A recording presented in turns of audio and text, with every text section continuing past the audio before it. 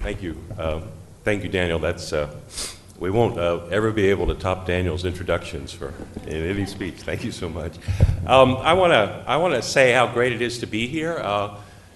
But this assets field and this conference has become better and more interesting and more alive every year. It's a really remarkable group of people. I'm in the hallway or I'm sitting down having a drink and people stop by and come up and they start talking and I'm going, whoa, there's really interesting stuff happening in a lot of different places. So thank you all for being here, and I think this session and panel is about innovation, and all of you are really innovative, so give yourselves a big round of applause.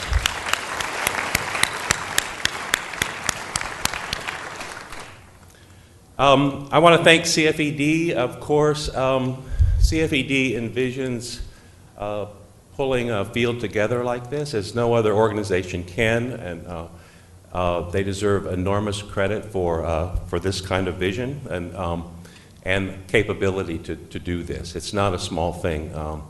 I've learned over time a lot from Bob, and Bob's guiding principle in life is you just get all the good people together and something will happen, and pretty much that's true, and this conference is a very good example of that.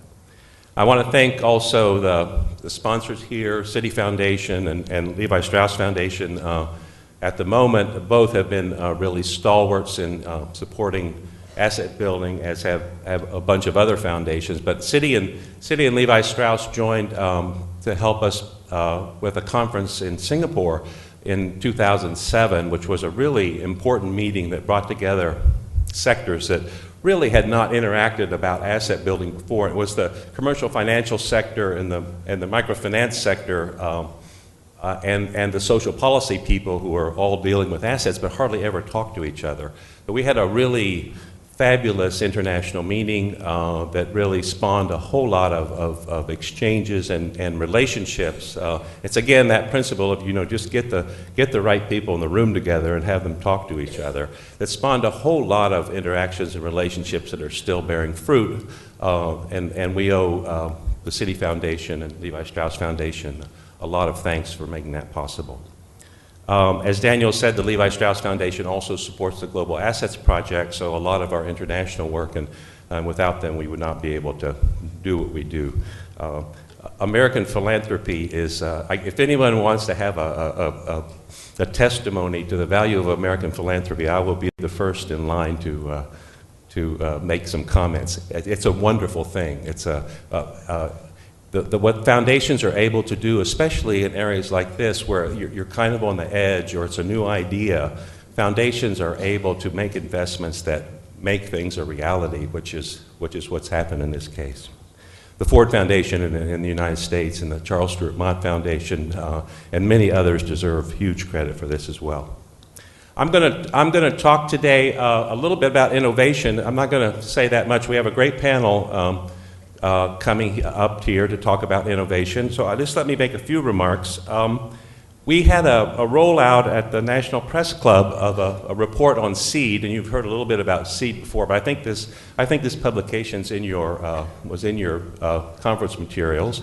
So a couple mornings ago, we had a rollout for the seed, and this is just a summary of seed and some of the seed research and seed lessons, and I hope you find it interesting. There's a bibliography in the back if you want to read the more turgid seed reports. We'll make them available to you. If you can't find them on the websites, let us know. We'll send you a copy. We had this rollout, and what I want to say about this is, again, I think Fred said it was concept and then proof of concept and then scale, which is right. But there's a big distance between concept and proof of concept. That whole distance is called reality.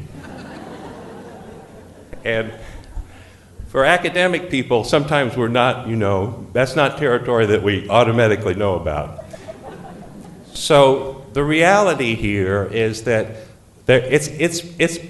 I say this often, it's really true. It's pretty easy to have ideas. There are a lot of ideas in the world. A lot of them are pretty good. The really hard thing is to put an idea in place in a way that it's a convincing model for something. So this is what Bob is able to do in CFED, the whole CFED organization. So Bob thinks up things like American Dream Demonstration and SEED. So even though American Dream Demonstration is only second largest, so Peter. The Canadians, they never say much, but then they go do these things. So Bob sits around and he thinks up, how do you put a large demonstration in place that covers this distance between concept and proof of concept? In the university, we think we're the proof of concept people. You know, we have research projects for that. But there has to be something to have research about. So that's what CFED has been quite remarkable in doing and putting together partnerships that make these possible. So the American Dream Demonstration was us and the University of Kansas, New America Foundation, CFED, Institute for Financial Security at Aspen, that's SEED. But a whole bunch of people, and I'm leaving some people out, and several other universities involved. And putting together large projects that actually make a reality of an example. And I can't overemphasize this because, you know, what I want to believe is that, you know, you have to have good data and a regression analysis and then you know something. But what Bob understands is it also matters that you just have it out there because it becomes an example that people can begin to identify with, and then I see Ray Boucher in the audience. And then New America Foundation can go up, take the example up to Capitol Hill and create a piece of legislation and get that moving, and also working with other partners here. CFED's also up there on Capitol Hill. So a reality can be translated into a public policy initiative for individual development accounts or for children's accounts, because these demonstrations happen, because an innovation is in place. And this starts to happen even before we have data. So the innovation process doesn't always work the way we think it works in the university, which is you prove something and then something will happen. It's actually not very linear. This is not easy for a person like me to understand. I'm at this conference, and a lot of young people are coming up that live in the new world, and they're speaking in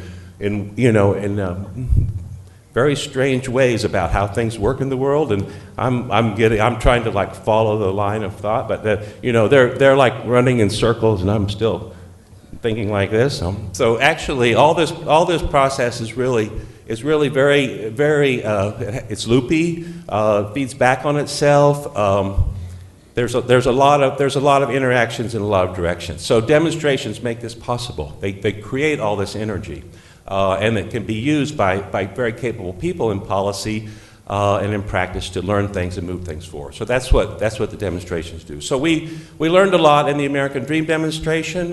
We've learned a lot in SEED. We will continue to learn more. I would like to say that I do think the more kind of stodgy research, good data, and this gets to proof of concept, because the proof, ultimately you do have to have good data about these things. So I was having lunch with Chris Krameyer from St. Louis just today, and Chris put it that, it's good to have empathy for reaching out and financial inclusion, but empathy without accountability is not good enough. There has to be good evidence, solid evidence that something positive is happening, because otherwise it's not worth making these investments. It's not worth a public investment, it's not worth a private investment. So the data matter, and we've been very fortunate to have very rich research agendas for the American Dream Demonstration and SEED, and we have experiments, we have experimental evidence over a long period of time. Sometimes things don't come out just the way we want, sometimes they do, and that's really as it should be. There should be evidence, and we should make evaluations about what's working, what's not working, what should be improved later, and so on. So the whole project together with all the partners is what makes this possible. But I guess the larger lesson here is that very large demonstrations with multiple facets, and both the American Dream demonstration and CFED have had multiple facets. They've had community sites, they've had larger policy initiatives, they've had rigorous experimental studies over large populations. All of this data in the long term are terrifically effective. And if I could say, as an academic, these projects also, I am fortunate to have quite a number of progeny, academic progeny, but it's really only possible because you have large research projects, you know. So large research projects will be training grounds for graduate students who then become leaders in this field. This is really an entirely true statement. The people, my graduate students, former graduate students, are doing work far better they're all smarter than I am, and they're out doing really remarkable work. So there's another payoff to these innovation and demonstration that I think it hasn't been tallied up for what the value is. We're a panel here for international work, and I guess I would like to say also we have a new project called Youth Save. This project is with Save the Children and with CGAP at the World Bank, and we're working with New America Foundation again. So we're starting youth savings projects in four countries, Colombia, Ghana, Kenya, and Nepal, reaching out to lower income youth in areas where financial inclusion has a ways to go. This is MasterCard Foundation funding, again, philanthropic dollars, Canadian dollars foundation in this case. Thank you, Peter.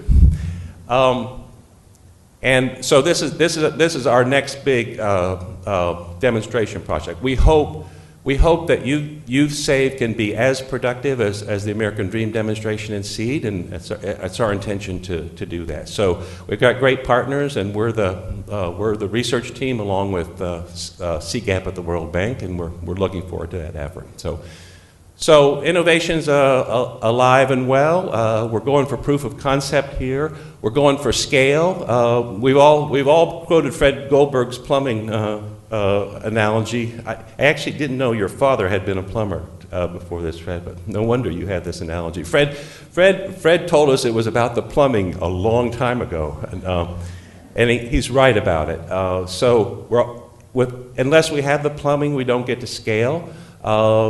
We all, you know, the people who are in this room are going for scale. It's not, you know, we're not talking here about some project in some community that's successful. We want that.